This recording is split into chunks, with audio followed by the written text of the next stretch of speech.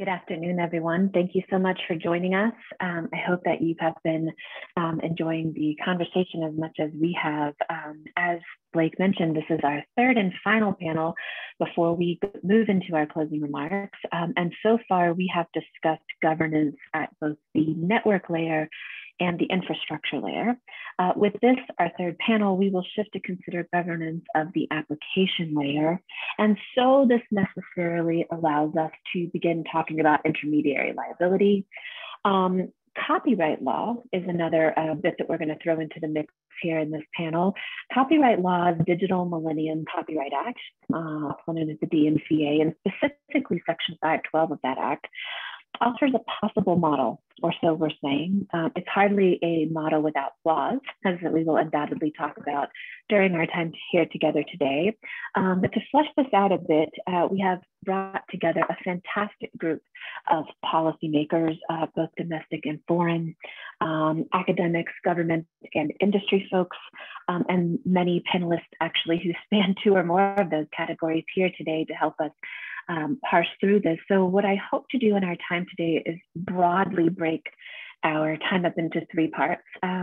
In the first 10 minutes or so, I would like to allow the panelists a few minutes to introduce themselves briefly, talk about what they do, what they've done, and where they're coming from, and then ask each one of them to tell us what they view as the most interesting challenge that UGC, or user-generated content, might pose for intermediaries in the next few years. I think that'll help give us an interesting sort of base level for where we're coming from. Next, I have a series of questions that I'll throw out for our panel to discuss.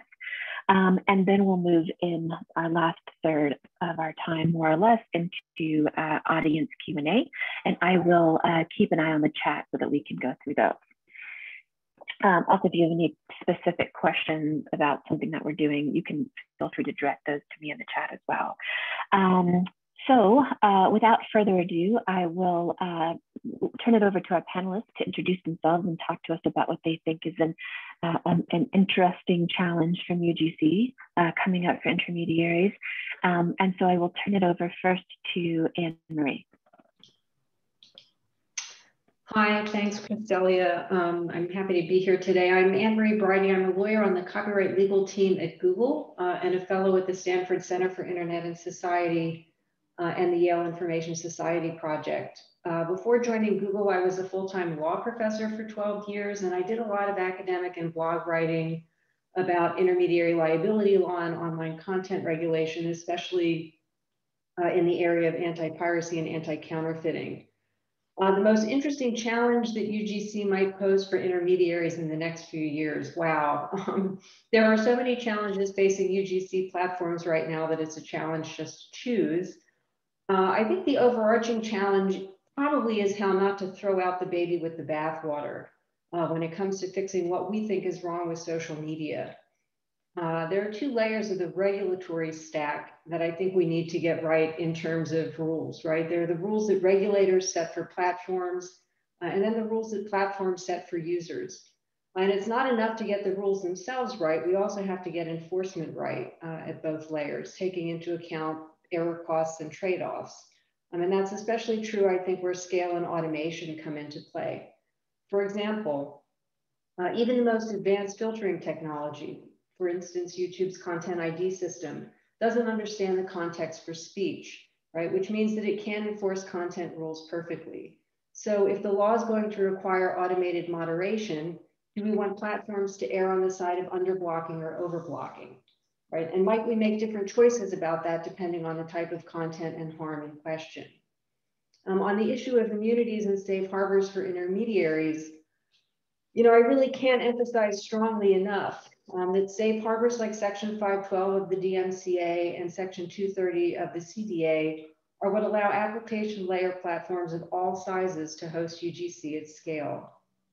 Without safe harbors, the operating risk would be too great for all but the largest platforms. So the narrower safe harbors become and the more costly it is for providers to qualify for them, the less likely we are to see new entrants challenging big players like Facebook and YouTube. I'll just close by saying when it comes to Section 230 specifically, I worry that there's more heat than light in many of today's debates. There are dozens of competing public policy proposals on the table, some of which have diametrically opposed goals and mandates. And I also worry that there's a little bit too much focus in policy debates about existing large platforms without attention to collateral consequences for future and smaller players. And so I look forward to hearing what other folks are thinking about this and to the rest of the conversation. Great. Thank you very much, Annemarie. We're excited to have you with us. Travis, we'll turn it to you next. Great. So my name is Travis Hall.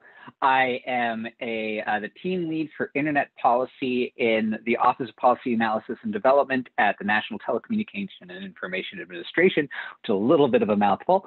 But for those of you who don't know us, we sit within the Department of Commerce, and we wear a couple of different hats, including managing federal spectrum, but also on my side of the shop, being the primary policy advisor up through the secretary and through the White House to the president on telecommunication and policy issues. And so it's really great to see this conversation that we've been having today, because we in our office and in our equities touch all these different layers and touch at all these different types of conversations, and they are often disparate. And listening to Gus earlier talk about needing to have, like, when we're talking about net neutrality, wanting to talk about net neutrality and not talking about all the other things that get lumped into it.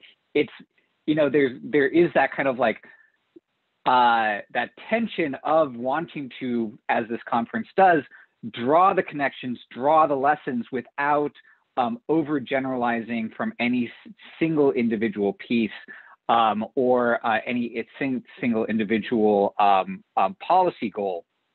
And so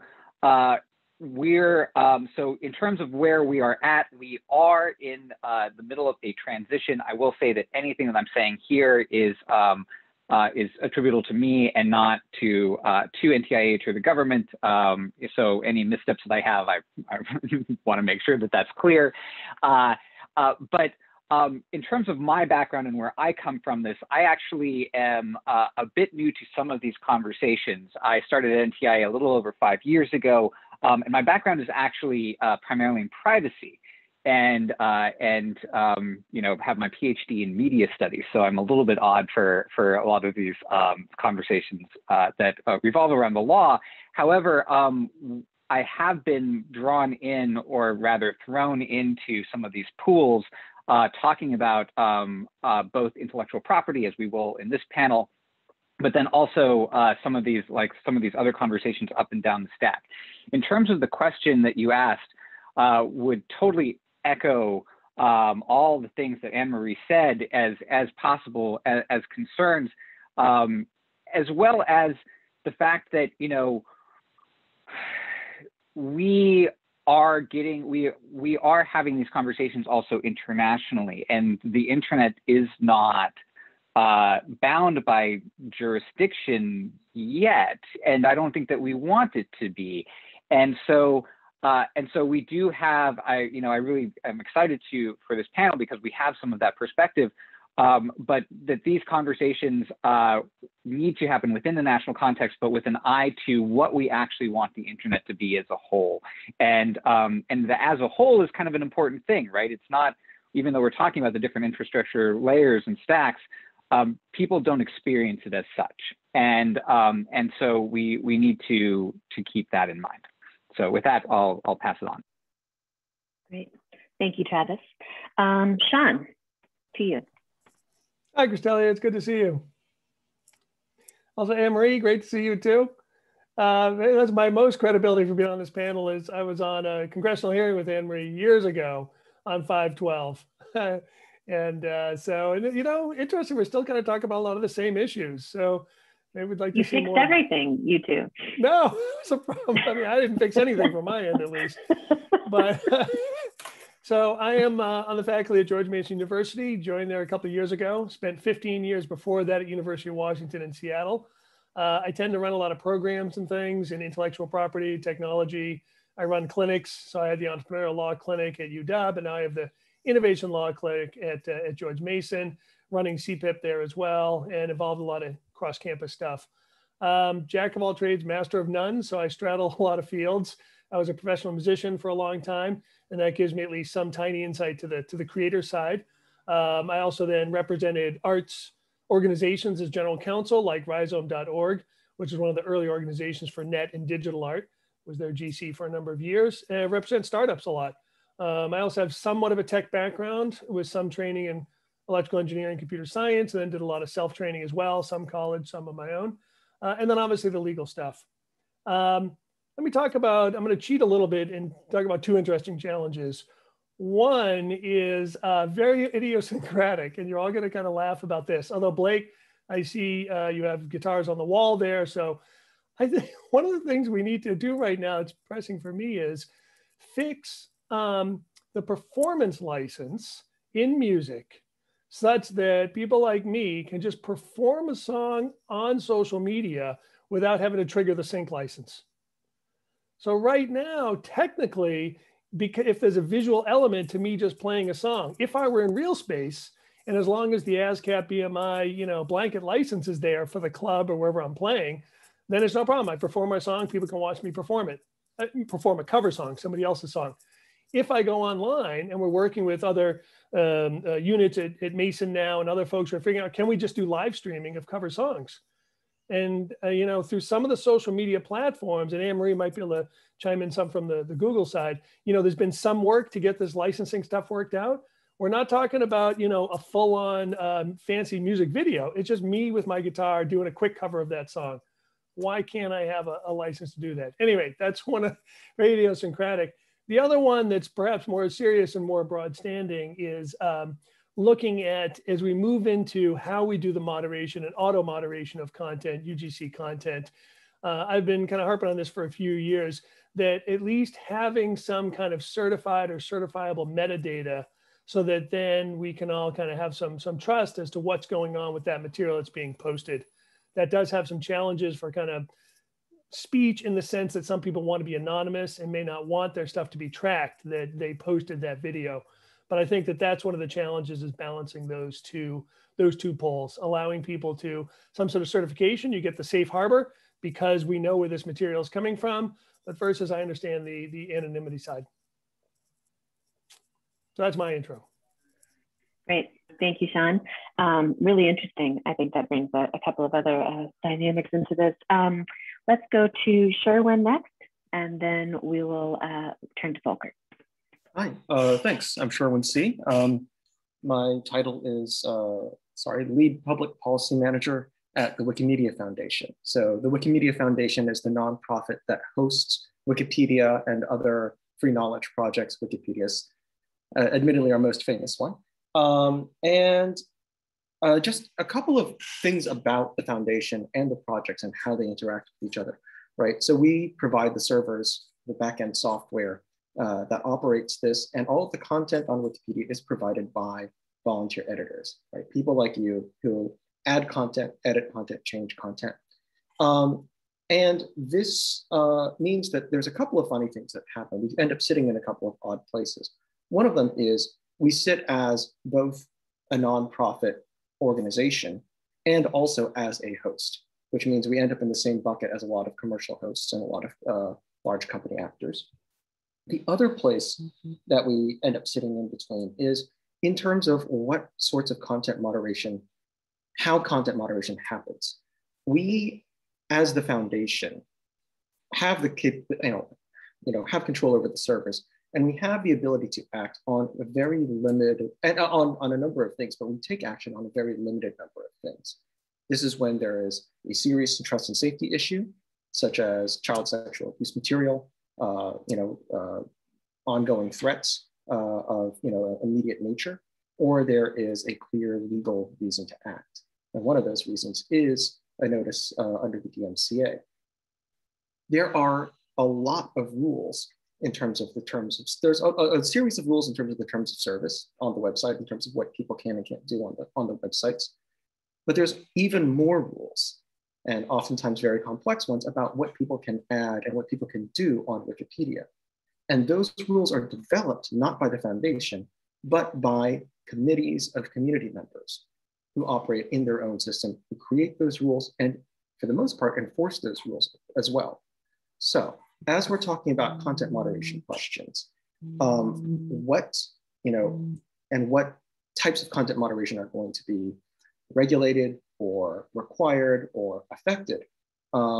That distinction between what the host does, typically a lot of the assumptions are that it's the host that does the content moderation and not the community that participates on it itself. So that's sort of a big part of where some of these conversations are going that I think we really want to discuss. And then just to tag on to a lot of the things that other people have been bringing up are fascinating, and I'm really eager to get into them. One of them that actually reaches back to the last panel as well is, what is the stack? So we've been talking about what's infrastructure layer, what's application layer, or what's higher or lower, and comparing like the OSI model, for example, to title classifications in the Communications Act. They don't match up exactly. Addie mentioned in the last panel, well, messaging is kind of weird. And I want to get into some of those conversations as well. And I think some of the distinctions that you see between 512 and 230 play into that distinction as well. Right, thank you, Sherwin. And finally, Folkert, to you. Yes, hello, everybody. Thanks very much for having me. My name is Folkert Wilman. I'm dialing in from Brussels. I work for the legal service of the European Commission. We're basically the in-house lawyers of the European Commission, so we help draft legislation, we defend the Commission in court and things like that. Actually, today I'm wearing my academic hat, so I'm also not speaking on behalf of the Commission or anything like that. Academically, I had the pleasure 2 years ago to spend a year in Boulder on a fellowship, studying mainly sections 230 and 512 and try to see what works and what doesn't work and what we could take back, or what I could take back to Brussels, so to say, and use it as input to improve our own legislation. So that's basically about me, I guess. Then your question about challenges, as other speakers said, there's obviously many challenges, so it's hard to pick one, but mine, I think, goes a bit in the same direction as what I think Travis said. I mean, definitely here, and that's basically how do intermediaries deal with the wave of legislation that is going to hit them. I mean, definitely here in Brussels, we're busy drafting all kinds of legislation. I guess we might have time to speak about that later, but just to mention, some of you will be familiar with Article 17 of the Copyright Directive. There's a terrorist content regulation. There's a Digital Services Act coming. And then not to speak of the US side, right, where all of you are probably better judged than me, but there's a lot going on. There's a lot of bills, especially on Section 230. Also 512 reform is on the table, I understand, and I'm sure we're going to speak about that a lot more. So I'm very interested, I'd be interested to see how they're going to deal with that. And actually, a last comment on that note, probably it's a bit regrettable that there's so little coordination, across the Atlantic on the side of legislators. I think we shouldn't be naive, and it's difficult enough to get anything adopted, either in Washington, D.C. or in Brussels on this very sensitive subject matter. So it will never be perfectly aligned, but something, at least an intention to cooperate and keep half an eye on what the other side of the Atlantic is doing, and not to speak of other jurisdictions, would, I think, be very much preferable. I'll leave it to that. Thank you. Thank you, Folkert. I'm inclined to agree that I've been surprised by lack of sort of concerted effort to coordinate this a bit more. So I look forward to discussing that. To kick us off, as this panel is the one in which we introduce Section 512 into our discussion on platform policy, I want to make sure that we all in the audience are on the same page in terms of understanding exactly what Section 512 is and what it does. A little bit about its legislative history and what, if anything, we hope to or we suggest that Section 512 has to teach or to to demonstrate for the Section 230 debate. To kick us off with a bit about a brief overview of Section 512 and how it works, I will turn this question first to Sean to give us some background, and then open it up to the rest of the panel to chime in for anything that they see as the primary lessons or components of Section 512 that could or could not be useful in the Section 230 discussion. So Sean, if you could begin with a brief overview and some legislative history on 512. Great, yeah, thanks. Oh, you give me a bit of a challenge, right? It's like, a couple of minutes, brief overview of something could be like an entire 1 hour lecture. Right? But I'm up for it. I'll try not to do my Northeastern speed talking thing, despite it all. Okay, so, and I think, look, obviously a lot of you are here, you probably know what 512 is already. So I'll say some stuff at the beginning that will probably be very basic and redundant. But again, like Kristelia said, we want to make sure everyone's on the same page. So at the core, what is 512? Well, it's a quid pro quo, it's a trade-off. Basically, the OSPs, online service providers, get safe harbors from liability, from copyright liability, infringement liability, in exchange then for agreeing to expeditiously take down allegedly infringing material. Okay, so the copyright owner, without that deal from the OSPs, might have to take them to court to get something taken down. That would be a long process. Just trying to contact them. How do you find somebody who you're going to figure out who to contact at a big OSP to get them to take something down? All this would have been really weird in how you would achieve that without Section 512 setting up the roadmap for how to do it. Okay. Now, and again, in exchange for that, then, if the OSPs do what they're supposed to do to get the safe harbor, then they get this liability shield. And without that liability shield, they could be liable for secondary or contributory infringement, because even though they're not posting the allegedly infringing content, it is appearing on their website. They seem to have facilitated it. And so, they might successfully defend against a number of those cases. A number of the other ones they might lose. So this was seen as a really risky proposition for both sides, both copyright owners whose material now could be really quickly infringed on the web and just reproduced quickly and perfectly, at the same time as the OSPs don't want to be drowning in litigation for stuff that they really couldn't control. So that was sort of the core deal. How did we get to that? Well, the legislative history it's almost a tough one because it's ancient history now. You have to bring yourself back. Think to like the movie War Games or something, and think about a World Wide Web era where you had bulletin board services and dial-up modems. You took your phone, and we don't even use, I'm like doing this, we don't even have that handset anymore. You put it into the modem, it makes those weird noises and hopefully connects, often didn't connect. And then it would communicate. And then you could upload or download some stuff at painfully slow speeds. You also had the endeavors like America Online, who even remembers that, right? America Online trying to get America Online, right? Because it was really hard for the average person to figure out how to access this magical internet thing.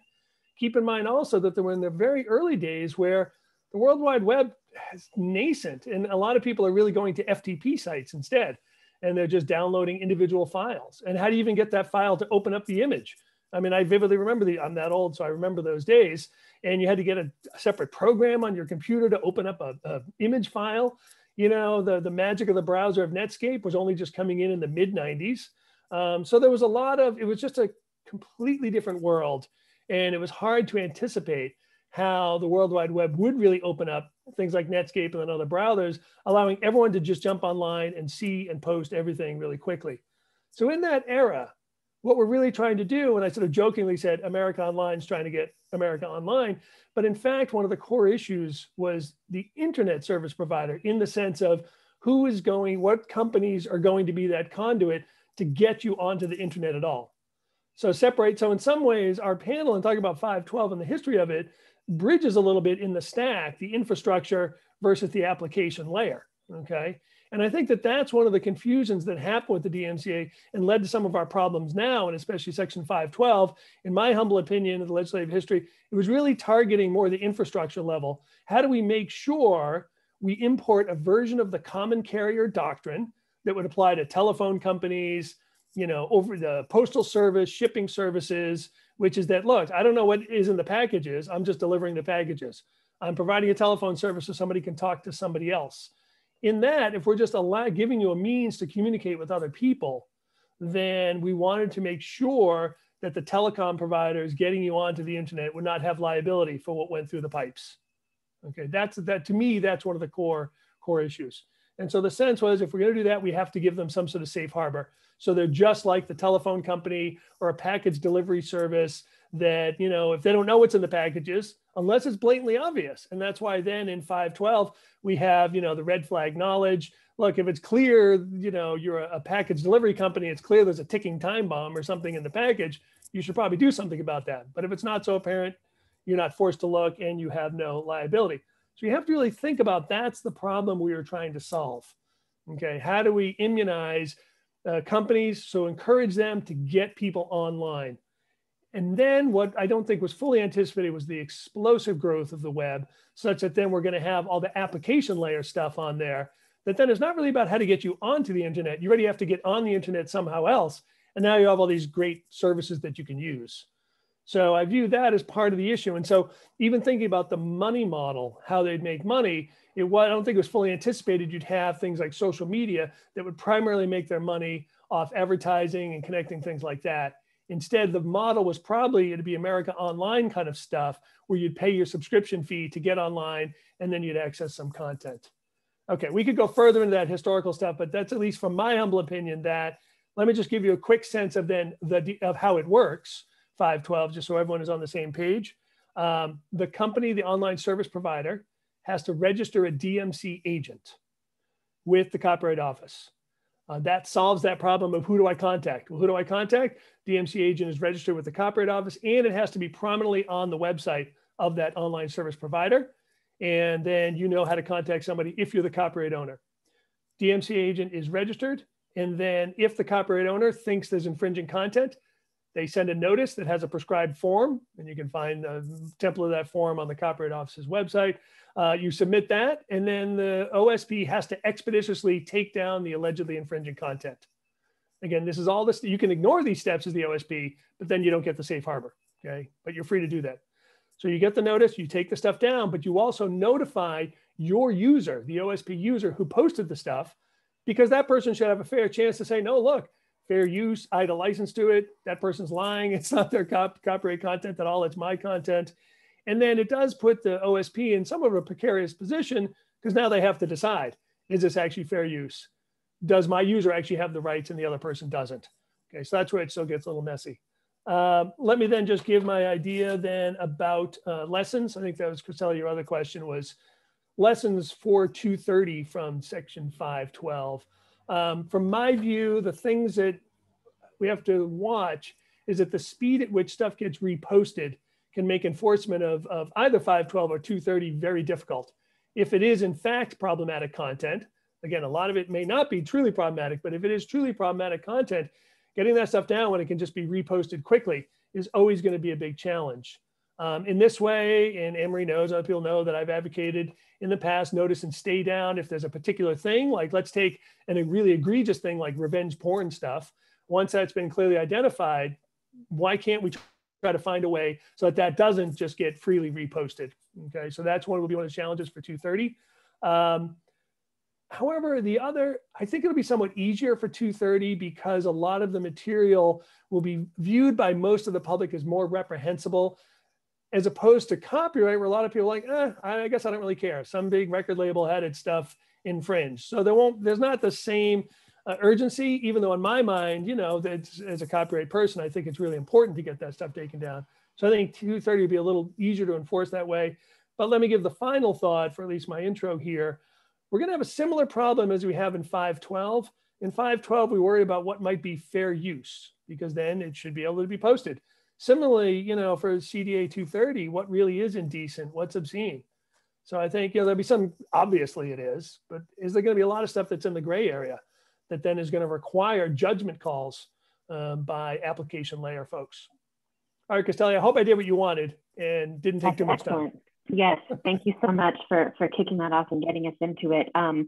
I want to build on this by asking Sherwin to tell us a bit about what he sees as the parallels and distinctions between 512 and 230, areas in which I know you've worked extensively, but particularly to talk about this stack, right? So these parallels and these differences such as they are, how does this, if at all, impact the debate around where intermediaries fit in the stack and what does that mean for us? I think that could really help us sort of seeing where, if at all, this fits in.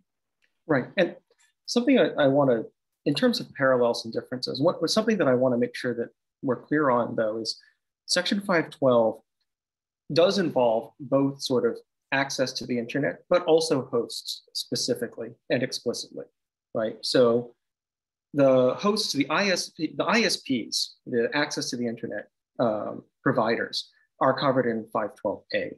There's other sections, 512B for caching information location tools, and D, 512C for hosts is what we're typically concerned with. And the rules are different for 512A ISPs and other types of online service providers, right? For 512A internet service providers, they don't have this obligation to respond to every notification that somebody is infringing copyrights on their system. That's the job of people who have systems where the things that people post and the content that people provide is visible sort of much more broadly. And the reason I want to draw that distinction is because it affects sort of where we're looking at it affects what kind of service we're talking about. And this is where some of that stack question comes in, right? 512 definitely has these definitions of different types of services, and it treats them at least in a couple of different ways. And as I was saying, we could talk about that as being 512A is more about infrastructure, 512C is more about application layer, but I think that trying to map those things directly leads us into problems. When we talk about what an over-the-top video conferencing service does, or an over-the-top voice application service does, right? How that gets treated, is it an interconnected voice service or not? It's sort of, it's not exactly, again, like I said, it doesn't map perfectly well. And some of these classifications rest upon presumptions that we've had about what services were before. In 1934, people probably weren't thinking about separating out transport versus the application of carrying voice quite as much as people did when modems are developed. So that's part of this discussion that I want us to be able to cover, where we sit very much on the content layer.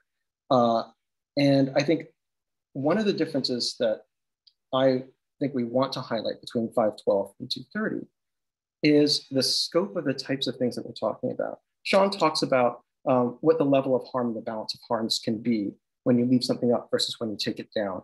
I think we need to pay attention to what the harms are of taking something down under a wide variety of potential violations. What is Section 230 covering? It's covering any civil violation, practically, as opposed to 512, which is about copyright infringement, a well-defined cause of action, and one where, although there are many questions about where the gray areas are in fair use, there is also a large section of things where you can look at it and go and make quick decisions on, this is very clearly infringing, this is very clearly fair use, and then there's a gray area in the middle you want to play with. With other types of speech harms or speech civil actions like defamation, the vast majority of the cases you're going to come across are going to be gray areas, certainly at least until you get some sort of discovery, which from a compliance standpoint is already going to be an expensive nightmare. So I can leave it at that and not go into further detail down all these other little rabbit holes. So hopefully we'll be able to get to. Yeah, no, that's really interesting to think about it in that framing. And this leads me to thinking about this shift. So we have had a bit of an evolution in thinking about content moderation that's led to the modern debates, as feisty as they have grown to be. From a stakeholder perspective, I want to turn now to ask Annemarie to talk to us a bit about this shift in thinking and shift in the conversation from intermediary liability to intermediary responsibility and its import on policy. And if you can talk to us a little bit about what you think about this shift, whether it's the impetus for it, the direction that it has taken, and what impacts you think that has for policy.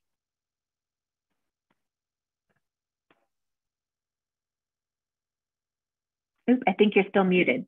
Yeah, I am. There we go. So I think it's overall a positive shift, right? And it certainly is, I think, a sea change from the early days of the internet. And I think it's primarily driven by changing social norms around online speech, and also a more sophisticated analysis of what free speech means in the context of social media sharing architectures, right? And issues like virality and amplification. Historically, large platforms took a predominantly libertarian approach to speech, right, on the widely held belief that the cure for bad speech is more speech, which led, I think, to a kind of default rule that platforms would remove only illegal content. And that has the benefit of being a bright line rule, okay, even though, as we know from copyright and the DMCA, that there can be substantial challenges to identifying illegal speech. But that permissiveness, I think, opened the door to a lot of harmful speech, right, which had the effect of marginalizing and silencing a lot of speakers who have valuable things to say and who deserve to be heard. What does that shift mean for policy? Well, rational platform operators are motivated, I think, to give their users good experiences online, right? And it's not a good experience for users to encounter misinformation and hateful speech, even though that's lawful speech. What that means for policy at the platform level, I think, is increased emphasis on trust and safety, right? So, you know, we've seen platforms like YouTube and Facebook and Twitter hugely scale up trust and safety teams and content moderation over the course of the last, 5 or so years.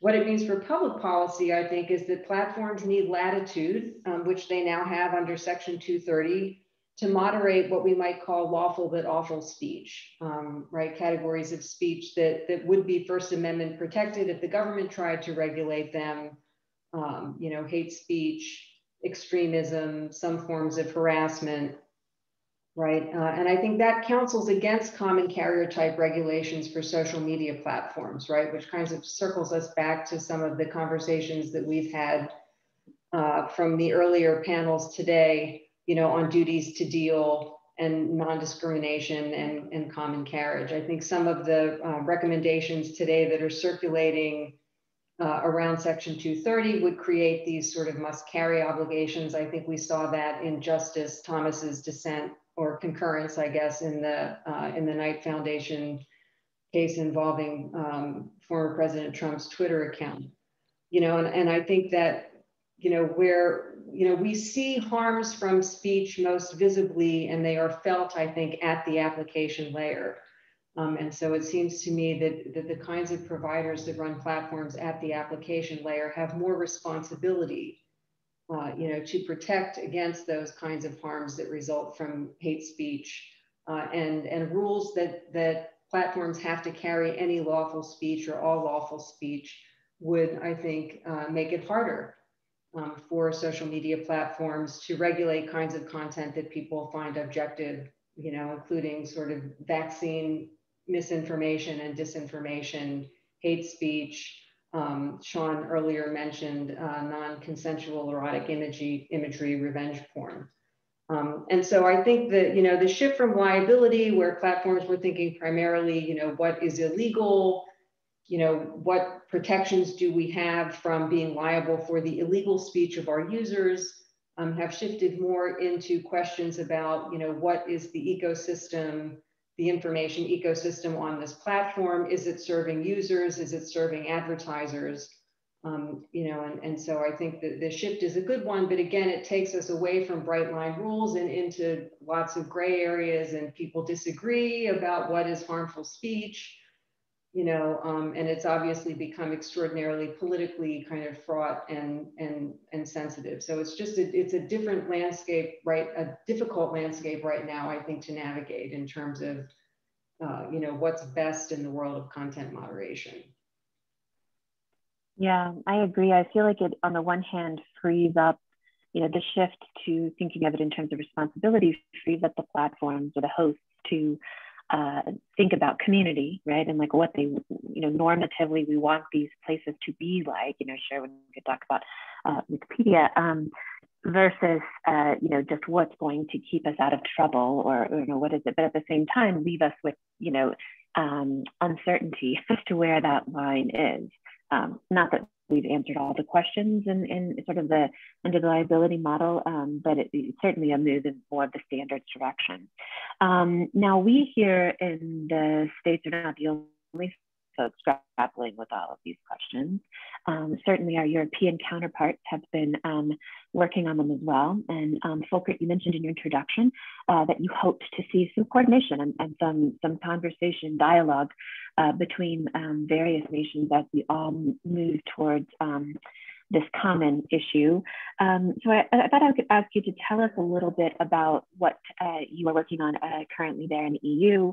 Maybe start by telling the audience a little bit about the proposed Digital Services Act.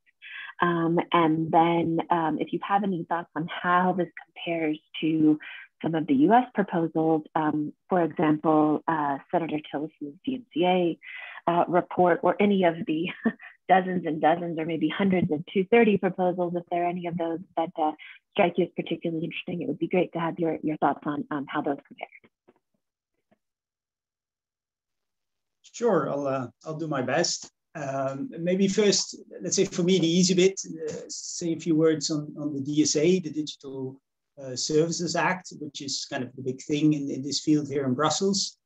The general idea is, mind you, it's only a proposal. So there's a couple of years discussion ahead of us before any of this becomes law. And there will probably be changes. But having said that, as it looks now, the idea is basically to provide a horizontal framework to regulate the activities of online intermediaries.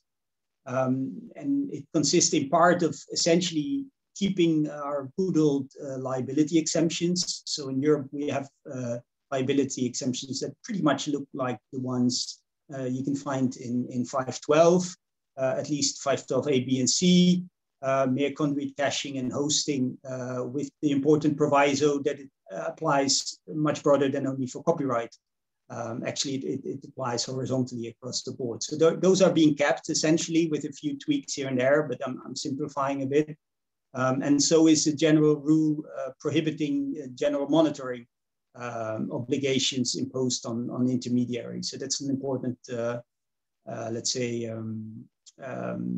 foundation of internet regulation in Europe. And that would all remain the same. So not much new to see there. The new part is rather, you could say in part, some delayed maintenance, some kind of novel but unsurprising rules. Namely, for instance, procedures on notice and takedown or notice and action, as we call it here, something that looks like a repeat infringer policy requirement, which you can also find in 512. Having studied that provision, for instance, we try to improve it a bit, or at least, make it a bit more balanced and clearer.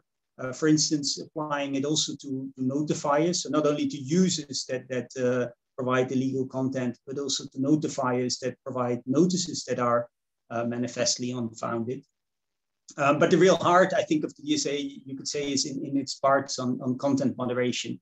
And that is, I guess, exactly this shift from liability to responsibility, even though it's, of course, both at the same time.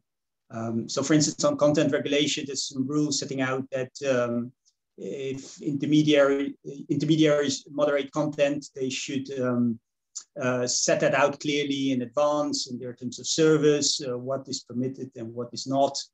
They should apply those contractual rules in a diligent and objective manner.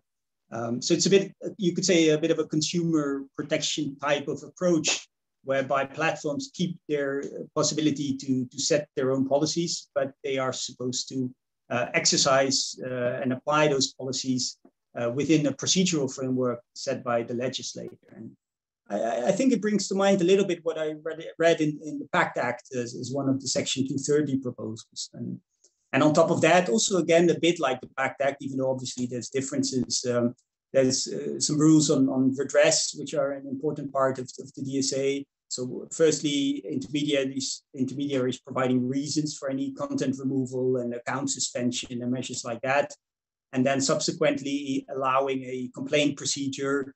And if that doesn't work, for instance, out of court redress. So this internal complaint handling mechanism is a bit like a counter notice procedure, you could say, even though its scope is broader in the sense that it's not counter notice, because it also applies when there's no notice at all and there's own initiative content moderation by platforms, for instance. And transparency reporting is another example. I mean, I guess as far as this DSA is concerned, I'll leave it to that. There's much more to say, but those are some of the main features. If I can make one or two more general comments, I think if you look at the DSA, it's important also to know what is not there. And namely, there is not a sort of general obligation on platforms to actively weed out certain types of illegal content. And that is quite a difference as compared to earlier measures such as that I mentioned, like Article 17 of the Copyright Directive, and also the Commission proposal for terrorist content. So the idea is somewhat different. The idea is more to be protective of users rather than as a primary objective, tackle certain types of illegal content. And I think what that illustrates mainly is that we should be very careful in thinking what is actually the problem that we're trying to address here. Right? Why are we doing this? Because I think we're all very much inclined to jump to solutions and it should look like this and draw inspiration from that. But I mean, what is essentially the problem? Do we find that there's too much illegal content? Do we find that there's too much, disinformation? Or do we find that content moderation practices do not sufficiently protect the free expression rights of the users, for instance? And of course, depending on your assessment of the problem, your solution is also going to differ. And if I may, a very last comment, I think the central word, let's say defining the roles of intermediaries under the DSA is diligence. So they're expected to be diligent in many ways when processing notices, when moderating content. And I think that's quite different from at least how I read 512 and also many of the reform proposals, where often intermediaries are left to check, I think, the formalities of a notice that they get, that they receive, right? I mean, has it a signature, has it a statement of good faith belief, etc., but nothing, not going into the substance. I mean, some intermediaries do, and of course they're not precluded from doing so, but I think there's nothing obliging or even encouraging them to do so. And that's quite a difference with the approach under the DSA. And of course, it has downsides, putting all these obligations of these kinds on platforms. I mean, they have their own rights, they have their own interests. They shouldn't be overburdened. They're not always simply well placed to judge. All of that is true. But at the same time, if we know that courts are basically not capable of handling the problem, right? It's too expensive, too slow, not scalable. If we also know that there are risks of abuses and bias towards takedown, and in addition, I would argue we cannot rely on the users alone to safeguard their rights. I mean, a counter notice is important, but we also know that it's very little used, at least under 512. And just as damages claims for misrepresentations in notices is not exactly a great threat, I think, to notifiers. And that may have to do in part with the way those provisions have been designed. But I think it also tells us that you can't leave it alone to users alone to at least weed out the obviously unfounded notices, kind of a sanity check, so to say. And as a very last point, if you think that, probably I'm saying all kind of weird European stuff here. The other day I reread the Netcom judgment. I mean, talking about ancient Section 512 history, right? It's the judgment from, I think, 1995, which was an important input for Section 512. And there the court said that a mere unsupported, the US court obviously, a mere unsupported allegation of infringement is insufficient to put the service provider on notice. So there is supposed to be some kind of support of an allegation, or at least there used to be pre-Section 512. And the court also said that service providers should be able to reasonably verify a claim of infringement. So I think there you can, in a rudimental form, see some kind of expectations to be diligent on the platforms and not, let's just say, just do as you're told on the formalities. And I think that went kind of out of window in the negotiations leading up to Section 512, which, of course, I stand to be corrected on this one, but if that's true, that's probably not surprising, because if I understand correctly, it was about negotiations between copyright owners and platforms. And these are rules aimed at protecting the users. So anyway, I'll leave it to that, but I find that is an important element of the DSA, and maybe something to think about when discussing these things in the US, without, of course, wanting to suggest in any way that the DSA is the ideal solution or anything. Thank you. Right. Thank you very much, Folkert. I'll pause here to open it up to the panelists. If anyone else wants to offer any thoughts or assessments, either of the Digital Services Act and what we here in the States might be able to use and or work with from that, or any particular relevant thoughts regarding Tillis's proposal, or any of the 230 proposals that are floating around. Feel free to just unmute yourself and jump in if you've got anything that you'd like to add.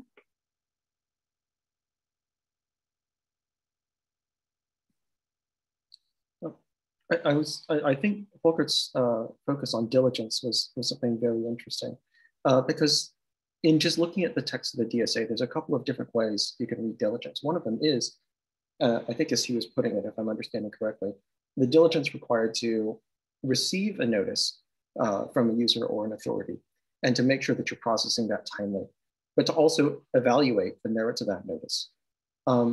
There's also an aspect of diligence in the DSA, which I think is interesting. There's some parallels I've seen in some US proposals about terms of service and the extent to which how diligently a provider enforces the terms of its terms of service that it puts in. And there's a tension there. On the one hand, you want to make sure that you have a set of terms of service that lay out the sort of community and the sort of space that you want to exist. And on the other hand, if you get too specific with that, you run the risk of people saying you are failing to enforce this effectively. You have not hired enough moderators in order to make this actually happen. Why are you not enforcing it in this way? And sometimes that's a valid question, and sometimes it's somebody trying to game the system to get somebody to dislike booted from it. So that's like an important tension that I think comes up. And because one of the things I want us to make sure that we're paying attention to is not just what harmful content is out there and should come down. That is definitely at least half of the conversation. The other half of the conversation is what do we want to make sure happens on the space? What doesn't get taken down? What doesn't get what doesn't pressure the platform to take material down? And then what speech is allowed by taking down other speech? So that's all part of that conversation as well, in terms of both diligence and the question of what essentially sort of what it means when people, to go back to earlier conversations, when people talk about what neutrality is, what objectivity is, and who makes this determination and in what form that gets decided. Yeah, I think that that raises a really good point. I think that's what's been kind of on the tip of my tongue as Annemarie and others were talking about, what platforms can invest in. And I like the way Sherwin framed it as a sort of trade-off to an extent, because you're putting your energy into these things. There's so much focus in the 230 debate around. Can you guys still hear me? Okay. Wait a minute, let me see. I might have, let's see. It's like your earbud kicked off and now you're just coming through the microphone on the computer, but yeah, we can still hear you. Okay, sorry about that. It died or something. Okay, so I'll try to speak more loudly and closer to make it. Is that the platforms, the hosts can spend so much time thinking about what content they don't want, right? What the content they want to take off, and less time and energy to devote to thinking about what they want to curate, right? Like thinking about the communities that they want to form. I think I like Sherwin's framing that, that is part and parcel of the same question, right? The content that you remove makes space for the content that you want to have there. And we should be really addressing both sides of this question. Which helps to segue into the last inquiry that I'm going to throw out to Travis about, as many of you know, silicon flat irons is where the term net neutrality was first coined. So my final inquiry would like to go to Travis to start us off with what net neutrality has to teach each of the Section 230 and the 512 debates. And before we turn to Travis to start with a response to this question, I will also let the audience know that after this discussion, our panel, we will turn to audience Q&A. So if you have questions that you'd like to direct to the whole panel or to a particular person, please drop those into the Q&A and not the chat. Specifically, if you go down to probably the bottom of your panel, there should be a Q&A, little comment boxes thing. You'll pop into that and ask the questions there, and I will pull them out from there and address them to our panelists after this. Thank you. And first, let me turn it to Travis. Yeah, so thank you so much. And what a great conversation. I have lots and lots of thoughts about what was said so far, but I'll answer the question first. So again, where am I coming to from this? Again, primarily from a privacy background. And so what I'm going to talk about is I'm going to talk about kind of some of the broader strokes lessons, not about in the weeds net neutrality, but the debate that happened around it and the process that happened around it, and what I think that those lessons can teach us about how these things are playing out in other spaces. So I think and I will also say, holy smokes, I'm being asked this question after that stellar first panel where they really delve deep into these issues and are really experts. So forgive me for being a little bit more high level. The first is nothing is neutral, right? Total respect to the term net neutrality. Technical decisions are not neutral, right? They, even if you say they will only be technical decisions, they will have impact on what content can be made, delivered, what communities can be made, and what type of communication is had. And so trying to make decisions and putting them into technical buckets or non-technical buckets, or saying that you are going to have a neutral platform versus a non-neutral platform or something like that, is in itself a choice, right? And there really is no such thing as neutral. It's a question of actually delving into what the impact of those particular, technical and policy choices are. The second is that even in places where people are desperate for Congress to act, it is very slow and often doesn't.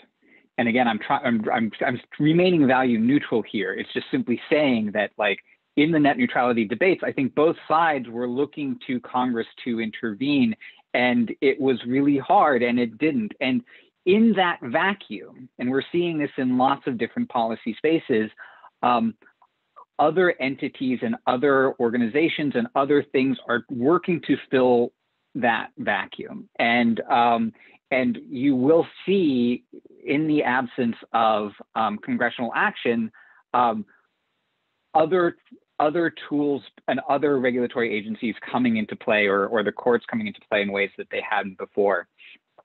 And I think that goes to the next point, which is that oftentimes the tools that are being used because because they are the right tools, or because they are the way that the tools were originally intended to be used, but because that is what is actually available, right? In the given dire societal needs or particular stakeholders having like really strong imperatives to make changes, you will have, you know, a bending of regulatory tools, a bending of laws, a bending of other things that were originally intended for one purpose to being used in others. And you see that in the 512 context, right, where 512 is you know, about copyright, but we do see people using 512 notice and takedowns for lots of different purposes. And so you do see that happening, and we saw that in the net neutrality case. And with net neutrality, again, like coming from the privacy background, like there was, because of the Title II redesignation, a necessity to completely to go through a rulemaking process about what the privacy, rules that applied to telecommunications carriers, what that actually meant for bias providers. Right. And so when you bend those rules, or when these rules are being forced to fit into other lanes and do things that are not being addressed through direct legislation or direct, using creation of new tools or whatever, you will need to have an adjustment, actual adjustments for that. And that can either happen through things like, with the FCC, through things like rulemakings, or just simply in terms of like complete renegotiations of certain structures and how things work. And so those are kind of my high level takeaways of like what net neutrality, the kind of like process and debates, can help teach us. Really quick, I do want to just kind of weigh in on some of the conversation that's been had so far, and express a little bit of surprise that 512 is harder than 230 in terms of the content choices. I agree with Sherwin. I think that you have like you have some gray areas and some ambiguity in terms of the fair use question, but you have massive ambiguity in the general content space, and we are seeing in real time like active tension between political forces that want to keep things up and political forces that actively want to keep the exact same content, take that exact same content down.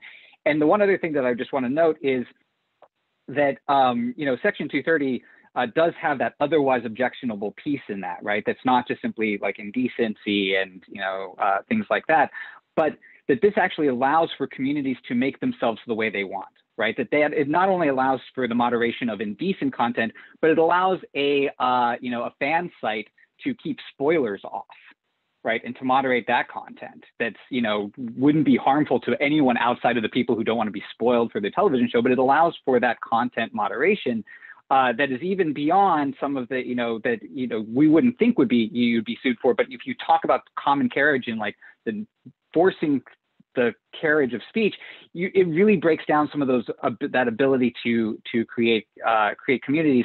And this really doesn't. And like one of the things that is oftentimes overlooked with, and I love that Sherwin's on the panel because Wikipedia has this part of this model, is that Section 230 covers the entirety of the stack and users, right? And that is something that's oftentimes not, that in the statute, it covers users as well. And so for folks who are like running local listservs or folks who are, users of the service, but are also helping with the moderation, it helps to protect them as well. And in terms of actually allowing communities to make themselves the way that they want to be made, it's really important to ensure that we're keeping that in mind as well when we're talking about changes. So. Thanks. Excellent point. Thank you very much, Travis. As we move into our question and answer portion, I will encourage the panelists to jump in as and should they want to. As keeping in tradition with Silicon Flatiron moderation norms, I will take our first question from a student. And I'm told that we have Kennedy, who is a 2L law student here at Colorado Law, for our first question. Hi, so Annemarie, in your opening remarks, you mentioned that there'd be challenges in legally requiring platforms to implement automated filtering technology like Content IDs for YouTube now.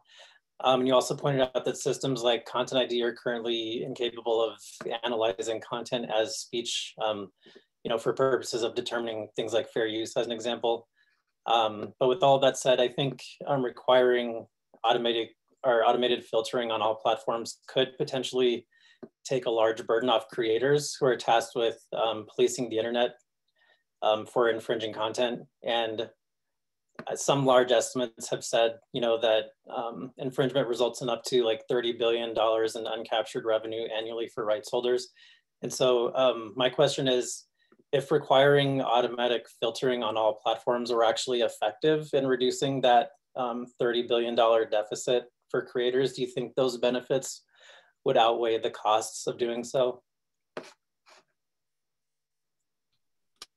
So there are two kinds of costs, right? And two sort of bearers of costs in that. So one bearer of the cost would be the platforms, and the other bearer of the cost would be users, right, whose speech would be overblocked because of the imperfection of algorithms and their ability to detect fair use. I tend to think that, that the harms that come from suppression of fair use are significant ones.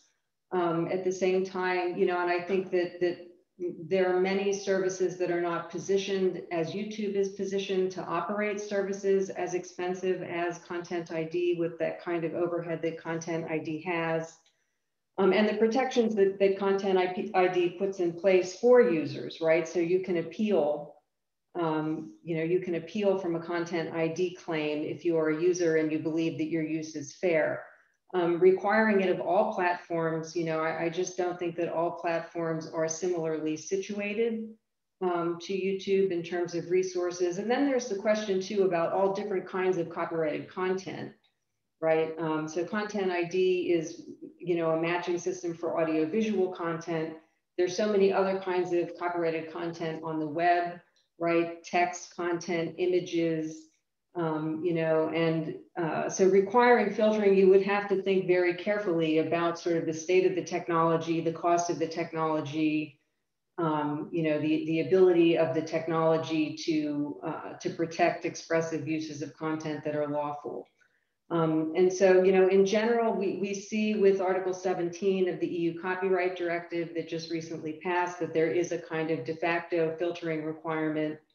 And currently the state of Poland is challenging that directive in the Court of Justice for the European Union, saying that it infringes on multiple fundamental rights, right? One fundamental right would be the fundamental right of users to freedom of expression, given the limits of the matching technology. One is the freedom of businesses to operate their businesses because of the expense and resource allocation associated with filters, and also privacy concerns, which we don't talk about much in the US when it comes to filtering, but which folks talk about in the EU much more, because general monitoring obligations and engines like Content ID work by monitoring every piece of content that a user posts and filtering it. And so, we'll see what happens with Article 17 in the CJEU. I think we're expecting a decision from the Folkert, maybe you know about this better than I do. We're expecting an opinion, I think, from the Advocate General of the CJEU at the end of this month, I think, in the Poland case. And we'll see what happens with that. But I tend to believe that that filters overblock, that good ones are extraordinarily expensive to maintain and operate, and that most services don't really have the resources required to do it. And so I would worry also about those requirements entrenching services of YouTube size, right? That have the money to make those investments. Thank you. I have a quick follow-up to that too. So do you think that the government would be able to provide that technology in any way to smaller platforms to say that they couldn't, participate in the market because they didn't have access or resources to develop that technology themselves? Is it possible for the government to somehow either subsidize or provide that technology to smaller platforms instead of just requiring that they develop it themselves. And if they were able to do that, which seems like a large task, but if they were able to do that somehow, do you think that would allow them to have more control over how the technology affects content as it relates to fair use, free speech, and privacy concerns? I mean, I think that would be a very novel thing for the government to do, and I don't think the government's especially well positioned to do that. And then there's also a question about whether that's whether that would be an allocation of public resources that the government would want, given other needs, that members of the public have, and so, it would also be fair, I think, to ask questions about, the extent to which that kind of technology might be subsidized by right holders, right? Whose rights are the ones at issue when you're dealing with copyright filtering technology. So, there are just hard questions about, the costs and the burdens and who should bear them. And traditionally, the logic behind Section 512 was that right holders really bear the burden of enforcement, in the first instance, and that service providers should be operating in a reactive way. And the shift with protocols like Content ID and other automated filtering systems, of course, is that that's a kind of proactive filtering. So it really does kind of shift the original calculus, and there are significant expenses that come with making that shift and shifts in costs. I want to just chime in quickly on that. That's a fascinating point, Kennedy and Annemarie. Thanks for input on that. I've been wanting this for a while, as Annemarie knows, with Content ID and the notion that true that only a large entity could have created that, but can they license it out to these smaller players to use it? And then I'd also tie some parallels, and I have very different feelings on this, but let's look at on the vaccine side and things like the TRIPS waiver. And I know this seems very far afield, but it's actually not. It's the same concept. Should government step in to do kind of compulsory licenses when they're seen something to be a public good that others should be able to access and use? So in the same way that there's these calls to make all the information about vaccines available to countries that can't develop their own, then, we could arguably do that on this side. Again, I have very mixed feelings on compulsory licenses, but, we could consider that in the mix as well. Just on the licensing front, I would say that, a system like Content ID isn't really sort of an off-the-shelf software package that you could license out. I mean, there are other providers that, offer these kinds of fingerprinting and automated content recognition systems in the market, right? There's Audible Magic, there's some other pretty big players, but, Content ID really is a system that is built for YouTube. It requires huge numbers of human moderators who assess claims and evaluate appeals, and so it's not quite so easy to say you can license it. It's not like it's just a piece of software code that you could have on somebody else's server. Yeah, same for vaccines, though. Complicated than that. That's why they're trying to get compelling the know-how as well. Vaccines are very complicated to produce and distribute too. But I hear you, it's a problem. May I also comment on that one? On the vaccines, maybe, if you don't mind, but I mean, on the issues that were just being discussed, I mean, if you follow that logic, as why would there not be subsidized or mandatory licensing or transfer of technology to fight copyright infringement?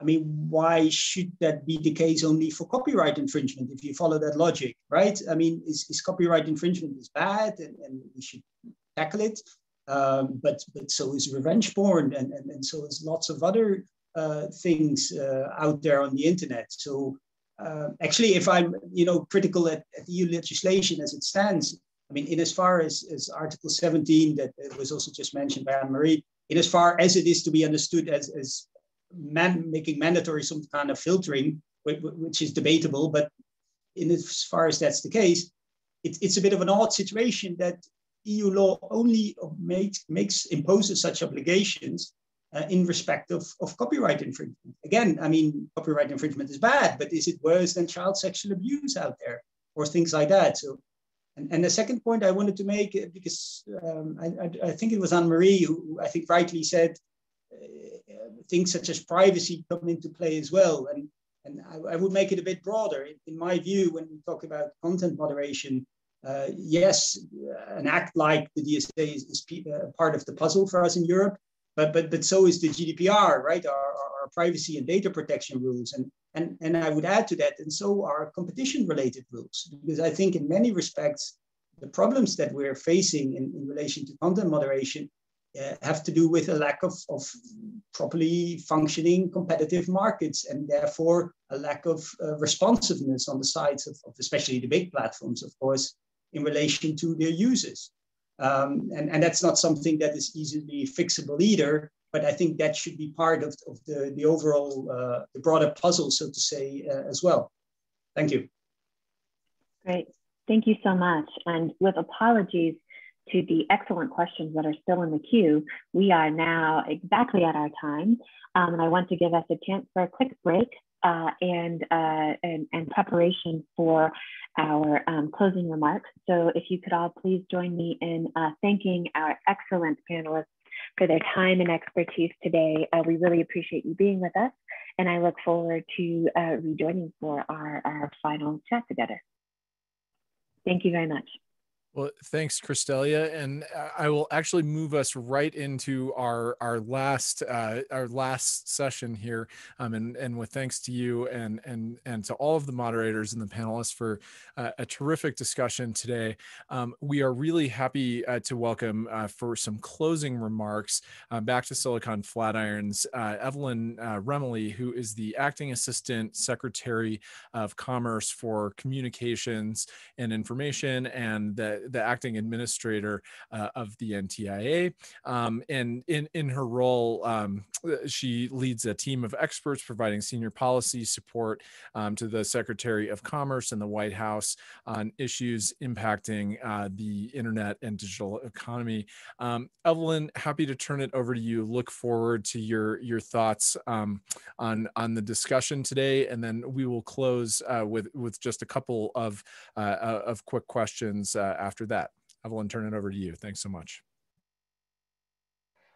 Well, Blake, thank you.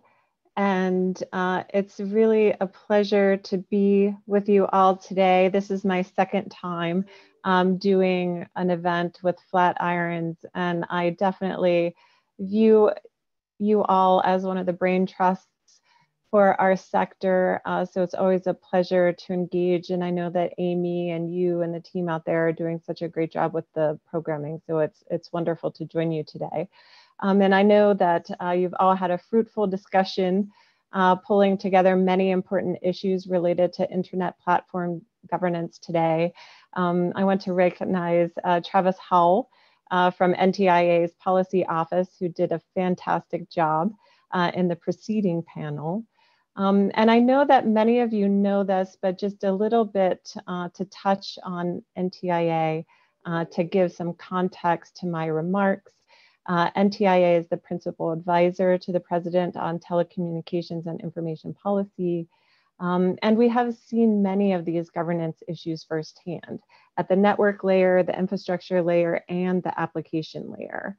And we see these issues in our collaboration with the FCC and other agencies, our work on spectrum matters, and our participation in standards organizations and international fora, and as part of our larger internet policy portfolio as well. And at the Commerce Department, the Biden administration continues to build out its leadership team under Secretary Raimondo. I know the administration is eager to engage in this area.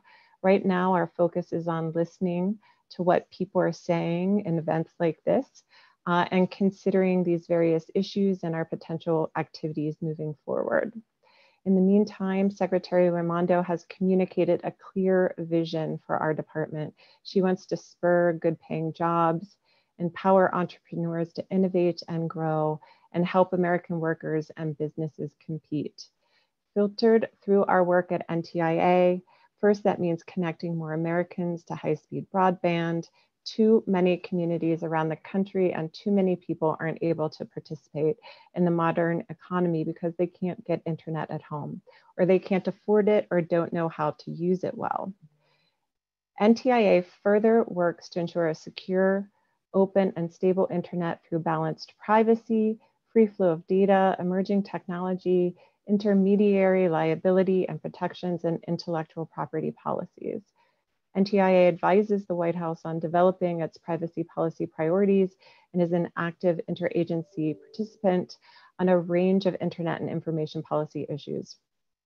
In carrying out NTIA's statutory mandate to advise the Register of Copyrights in the triennial rulemaking under Section 1201 of the Digital Millennium Copyright Act, NTIA endeavors to promote innovation and lawful access to copyrighted work. NTIA also represents the Department of Commerce in interagency processes on a range of cybersecurity and national security issues, including cyber strategy and response. It leads cybersecurity-focused multi-stakeholder processes to foster resilience in a vulnerable ecosystem, including initiatives on Internet of Things patching, software component transparency, and botnet mitigation. NTIA has also leveraged the multi-stakeholder process to release its first round of deliverables on a process for a software list of ingredients known as Software Bill of Materials in November 2019 to increase supply chain transparency and security. NTIA is also engaged in a number of efforts to ensure that America leads the world in secure 5G. And from our point of view, one of the surest routes to secure 5G is the development of a robust 5G commercial ecosystem in the United States. We need to ensure that we are working to develop both the use cases and demand for 5G technologies that will drive its development and adoption, as well as the market incentives that allow our companies to thrive and compete at home and abroad. Spectrum is also a significant part of the 5G equation, and NTIA has been working over the past few years to free up more of the valuable mid-band spectrum for commercial use. Finally, a third area for us is public safety. We continue to support FirstNet as more and more first responders take advantage of this vital network. And we're working to support upgrades for 911 call centers around the country so that the tech advantages we all enjoy can be put to use, saving lives. So that's to give you a little context for how NTIA fits in the very large and ever-expanding world of internet policy. We're a small agency that takes on big, complex issues. And because of that, we often take a holistic approach to internet governance. This conference illustrates that there are lessons to learn across the stack and different areas of law and policy to focus on. These lessons can help policymakers understand what to do or what to avoid so that we can promote a free, open, secure, and economically vibrant digital environment. Today's event has further made clear the various types of important equities that should be considered in this regard, including equities that sometimes may not be considered germane at first glance. Ultimately, the big picture question that is in front of us is this, and similar discussions continue. What is the internet that we want? And what is the best way to get there?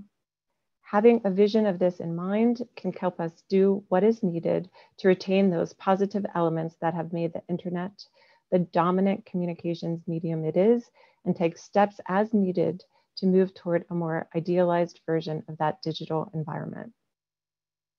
Thank you again for today's discussion. I look forward to continuing this important conversation with all of you. And I understand we have time for a few questions. Thanks very much, Evelyn. Really appreciate your remarks. So just a couple of quick questions before we close out. During the last panel, we had a significant discussion of developments in the European Union about sort of governance at the application layer. Wondering how NTIA will think about international developments at all of the various layers of the stack as it thinks about its approach, and how it will think about the United States role on the world stage in setting governance initiatives throughout the stack. Great question. Thank you, Blake. Yes, this is a critical one, and it's one that we at NTIA think a lot about. We have a very active team on the international side led by Jay Sherwin, and they are doing tremendous work on the internet governance side, on the 5G side, on the spectrum side, working with our spectrum experts as well. And so this is one that we're thinking about every day, and especially as more and more security challenges and other challenges confront us on the network, how we are managing it together. We never want to move away, right, from that global, open, connected, vibrant environment that we have all spent so much time cultivating.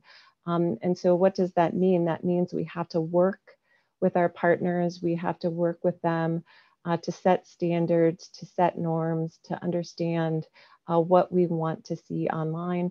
Just as I mentioned in my remarks earlier, setting that vision, working with our partners on that vision, and ensuring that we're all moving toward that vision collectively, so we can preserve this amazing environment that we've all created together.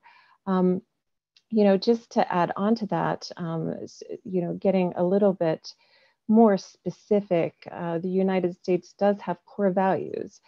For example, those enshrined under the First Amendment, and we tailor our approach to those issues. Those core values have led the United States to develop the environment that promotes a free, open, secure, and economically vibrant internet. So we want to preserve those values always. Again, interoperability is critical. So, you know, we take this seriously, and we are just constantly in conversation with our partners to move towards that collective vision here. One more question for you. You mentioned the experience that you and NTIA have had working on cybersecurity policy, working on the 5G transition and rollout, and you mentioned several other initiatives that are pretty sweeping in scope or similar in scope, including the you know, improvements to 911, your interactions with ensuring public safety and so forth. What lessons will you take away from the experience in those contexts, and how will they inform your approach to these internet governance questions that we've been talking about today? Well, absolutely great question. And I will have to tell you that before I became engaged on security issues related to the internet, I, you know, was first out there getting the public libraries connected to the internet, then working for an ISP on privacy issues in Section 230. So I always come back to those fundamentals. And I would say that those fundamentals actually inform how I look at security on the internet. But as NTIA, and as an institution, we take quite a bit away, because again, we're constantly, you know, what we do at NTIA is to bring the community together, right? We are committed to the multi-stakeholder model. We think that is the right model for how to do policy related to our very rich digital ecosystem. And so we always want to bring governments to the table. We always want to bring industry to the table. We always want to bring civil society to the table for those discussions, whether it be on a security issue like we're doing on the software bill of materials effort that we have underway with Alan Friedman, looking to build that ingredient list for software, right? So that we can do more automated vulnerability detection and mitigation with our software online. But we did that with the community. We brought them into the table, built consensus around best practices, the pilots, the specifications for that. So we do that on the security side. And really, we think that is a model for a lot of the hard challenges in the space. The community has to come together. We have to talk about the trade-offs. We have to talk about what the market pressures are, and what the, you know, what the government interests are, what the civil society interests are, put that all on the table and see where we can find those overlapping vital interests, so that we can build consensus in this area. So no matter what the issue is, we think the power is in the community. that, you know, is building this environment every day. And that's what we always go back to. Well, these are issues we've talked about today where there's certainly a wide range of opinions from a wide range of stakeholders. And so obviously that multi-stakeholder approach of bringing folks to the table is incredibly promising, and hoping that we can forge some consensus around these issues. With that, I think we're at the end of our time, but just wanted to thank you very much for joining us, and we wish you and all of your colleagues at NTIA and the department well as you head into this next chapter. Blake, thank you so much. Thank you again for having us today. Again, NTIA is such a big fan of all the work that you're doing there, and we look forward to further engagement on all of these issues. Thanks so much. Thanks very much. Well, for everyone, that brings us to the end of our time today. I want to thank all of you for joining us, for the excellent questions that we had posed in the chat. Thank you so much to the students for joining us today and asking some really terrific questions. Again, as I mentioned at the front of the day today, students are such a big part of what we do here at Silicon Flatirons, and they are working through an incredibly challenging and difficult semester and staying engaged in deep intellectual work on these topics. So we're grateful to you, and for others in our community. Again, if you are interested in connecting with students and serving as a mentor in talking to students who are hunting for internships and externships and other jobs, please don't hesitate to reach out to us.